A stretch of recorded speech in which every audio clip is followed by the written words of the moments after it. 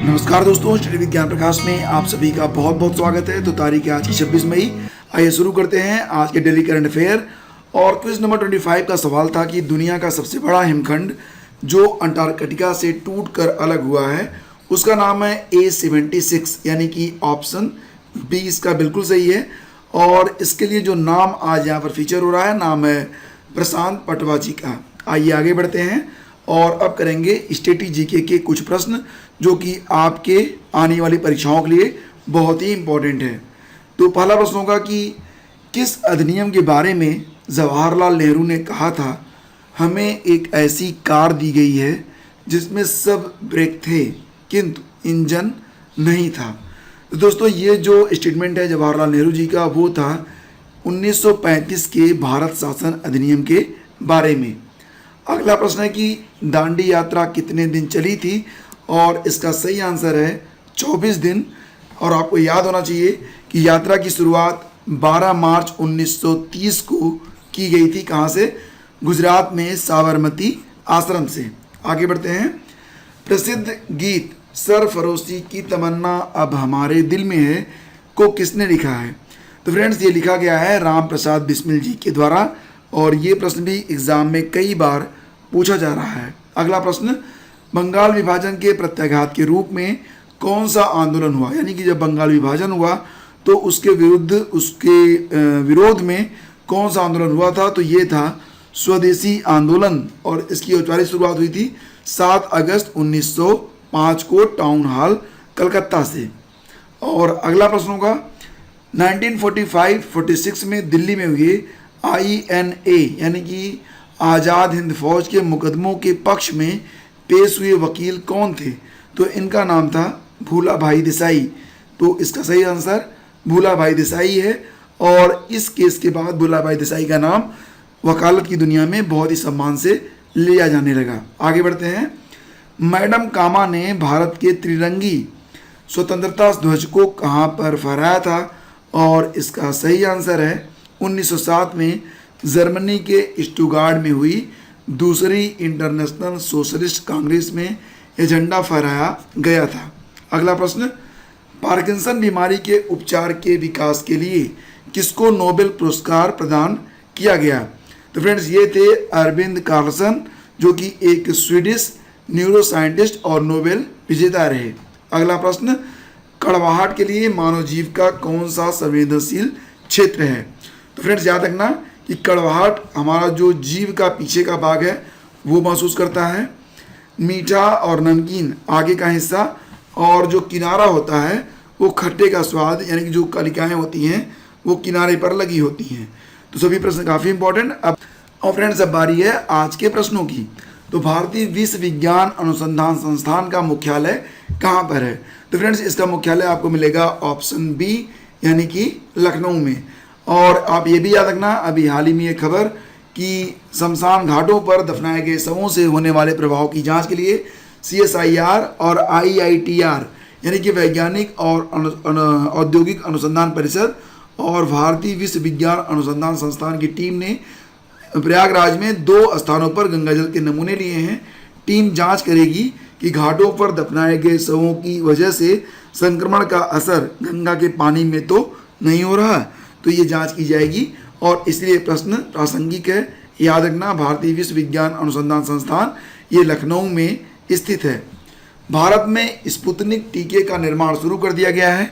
प्रश्न यहाँ पर ये है कि भारत में स्पुतनिक टीके का निर्माण कौन सी कंपनी कर रही है, और इसका सही आंसर क्या होगा? तो दोस्तों भारत में स्पुतनिक टीके का निर्माण पैनेसिया बायोटेक कर रहा है। ऑप्शन डी इसका बिल्कुल सही है। पैनेसिया बायोटेक का मुख्यालय कहाँ पर है? ये हिमाचल प्रदेश में है।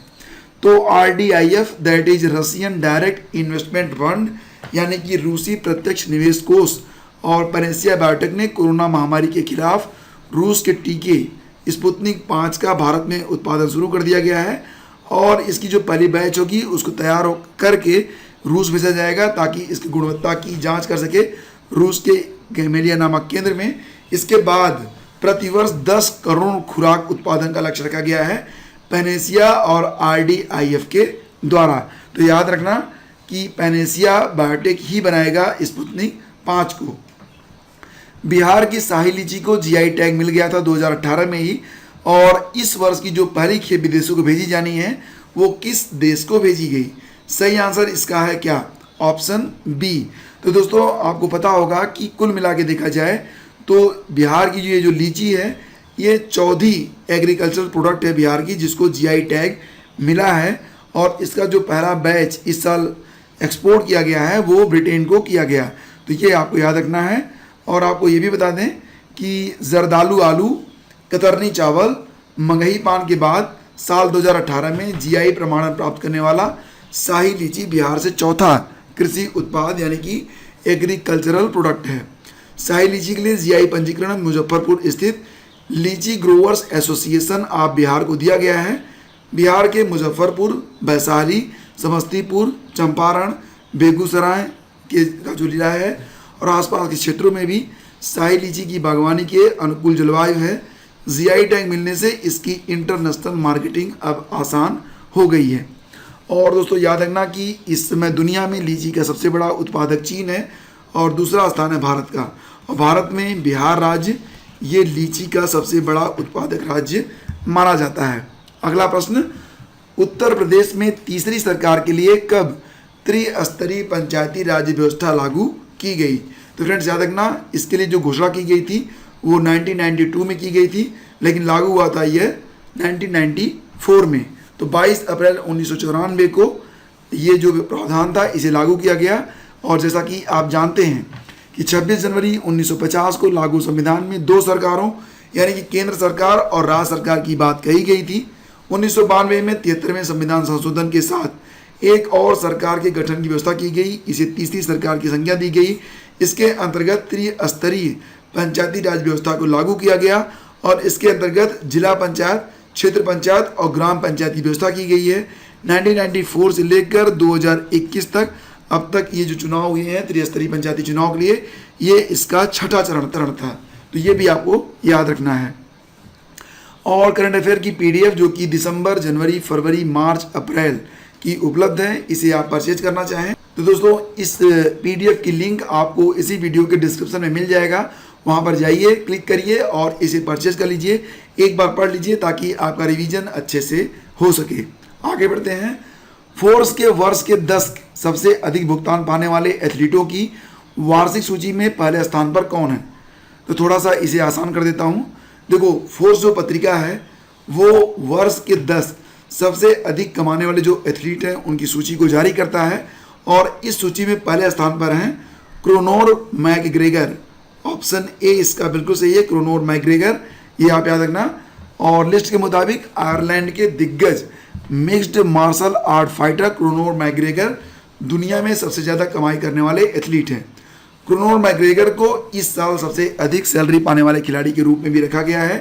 पिछले साल ये 16वें स्थान पर थे और पत्रिका के मुताबिक इनकी जो सालाना कमाई है वो 1325 करोड़ रुपए है। जबकि इसके बाद मेसी का नंबर है, दूसरे स्थान पर कौन है? मेसी की कमाई कितनी है? $130 मिलियन। एटियन ग्लिच पुरस्कार जीतने वाली हॉकी टीम कौन सी है? तो बहुत ही शानदार क्वेश्चन, एटियन ग्लिच पुरस्कार, और इसे जीता है हॉकी इंडिया ने। तो ऑप्शन ए इसका बिल्कुल सही है।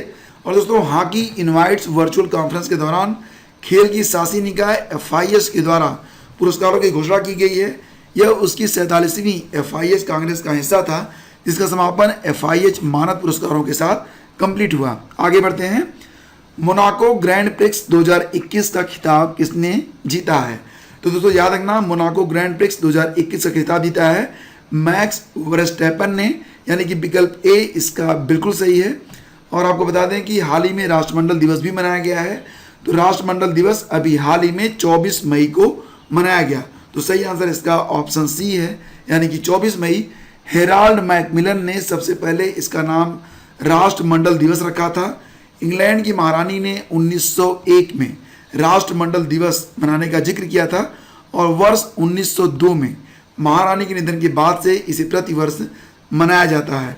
और ये भी याद रखना कि राष्ट्रमंडल का जो मुख्यालय है वो लंदन में है और इसकी जो ऑफिशियल लैंग्वेज है वो कौन सी है? अंग्रेजी है। हाल ही में माउंट नायग्रा गोंगो नामक ज्वालामुखी फटा है। आपको बताना है कि माउंट नायग्रा गोंगो नामक जो ज्वालामुखी है ये किस देश में फटा है? सही आंसर इसका ऑप्शन ए है कांगो। अगर हम मैप में देखें तो ये है हमारा प्यारा भारत यहाँ पर, और कांगो ये जो DRC लिखा हुआ है, ये रेड लाइन आप देख रहे हैं, तो ये है कांगो जहाँ पर ये ज्वालामुखी स्थित है। तो 22 मई की रात में ये घटना घटी जब वहाँ पर नायग्रा गोंगो नामक ज्वालामुखी फटा है लगभग 2 दशकों के बाद, और इसके बाद से गोमा नामक जो वहाँ का शहर है वहाँ से हजारों लोग अपने घरों को छोड़कर विस्थापित हो गए हैं, क्योंकि जो लावा था बहता हुआ सड़कों में लोगों के घरों में भी घुस रहा था। और इसमें भारतीय सेना की जो टुकड़ी है उसने लोगों की काफ़ी मदद की है। याद रखना कि संयुक्त राष्ट्र शांति अभियान के तहत कांगो में भी भारतीय सेना की महत्वपूर्ण उपस्थिति है। इसका मुख्यालय पूर्वी शहर गोमा और सीमावर्ती रवांडा में है। और भारतीय दल का ब्रिगेड मुख्यालय कहाँ पर है? तो यह गोमा हवाई क्षेत्र के निकट स्थित है। आगे बढ़ते हैं और अब बात करेंगे क्वेश्चन नंबर 26 की। प्रश्न होगा कि कोविड महामारी के विरुद्ध किस राज्य ने संजीवनी परियोजना को शुरू किया है? तो कोविड महामारी के विरुद्ध किस राज्य ने संजीवनी नामक परियोजना को स्टार्ट किया है? इसका सही आंसर आपको बताना है। 4 विकल्प हैं, यूपी, बिहार, उत्तराखंड या फिर हरियाणा। तो आप इसका उत्तर लिखिएगा डिटेल में। हम मिलेंगे आपसे अगले दिन एक नए वीडियो में, तब तक के लिए हमें आज्ञा दीजिए। नमस्कार, जय हिंद।